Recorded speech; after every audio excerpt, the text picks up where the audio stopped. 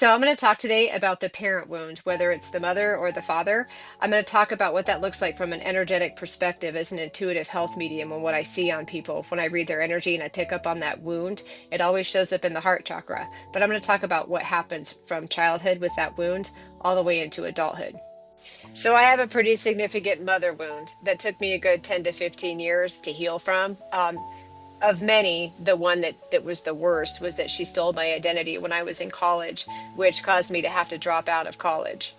So I share the full story in my book called The Collision of Me. I ended up becoming a writer and a published author, which ironically, that's what my mom always wanted me to do. So as I was healing through the mother wound, what I was also learning is that mother wound and a series of mother wounds from my childhood, they were also my teacher, and they were what helped me through my life so that I could manifest a different reality and resign from a banking career as an assistant bank manager and set up the business that I'm doing now. And I've been in business for almost 9 years.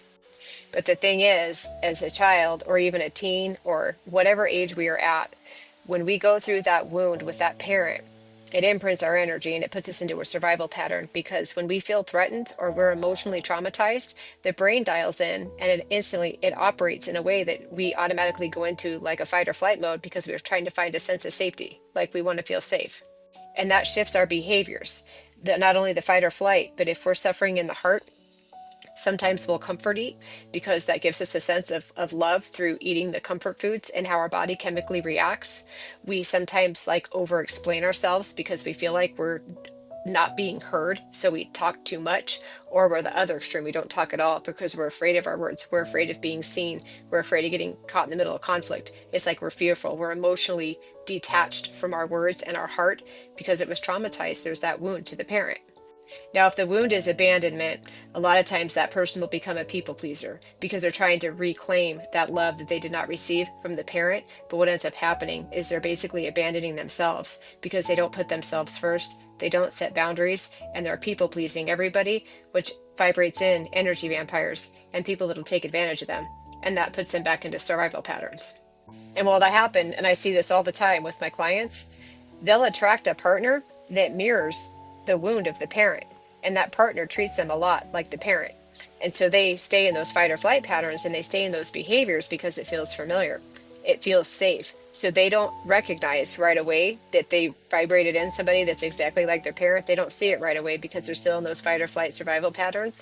And it's later when the illness starts to set in. They start getting chronic fatigue.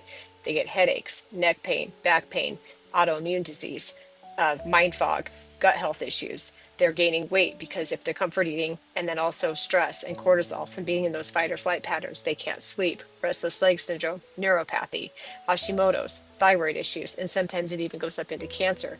But as those illnesses start to come through, they start to realize, wait a minute, something's off. I'm in fight or flight. Wow, this person's exactly like my parent. And they recognize that the trauma came in the form of a partner and they're still living in those patterns. If this video is resonating with you and you also are noticing that you have a lot of chronic illnesses or symptoms, that's your body telling you something's up.